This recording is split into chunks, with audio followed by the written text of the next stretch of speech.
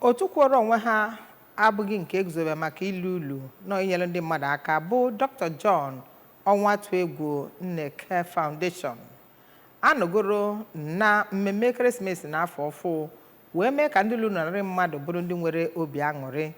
Ndị a bụ ndị adọtara n'ogbe dịgasị iche iche enwere n'Igbarịam na Anambra East.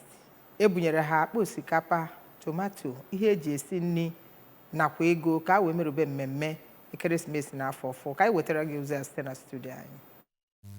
Mmemme ahụ bụ nke emere n'ama obodo Ubaru nke dị n'Igbarịam bụ nke eji ekpere wee bido. Nke onye nọ n'isi ndu ekpere ahụ bụ Reverend Peter Ugoagụ. Onye chọpụtara otu ahụ bụ Dọkịnta John Nneke bụ onye isi oche nke otu ahụ nọchitere anya ya Maazị Christopher Orakwe kwuru na atụmatụ a bụ nke gbadoro ụkwụ n'inyere obodo aka ya nakwa ndị ọ na-enweghị ka ọra ha. Ọ nọkwara n'oge ahụ rụtụ aka mkpa ọ dị inyeghachi obodo ka ha si wee nye ya ma kwadozikwe ndị otu ahụ ka ha na-egosi ịfụnanya ebe ọbụla ha gara. Ụfọdụ ndị ritere erele n'ụbọchị ahụ bụ Oriakụ Uchechukwu Nneli, Oriakụ Adamma Mụọba nakwa Oriakụ Victoria Obidike bụ ndị gwara ndị nta akụkọ okwu gosipụtara obi aṅụrị ha nyegara ebe onye nchọpụtara otu ahụ nọ ma kpere Chineke ka ọ gọzie ma chekwaba ya n'ezigbo ihe niile ọ na-eme.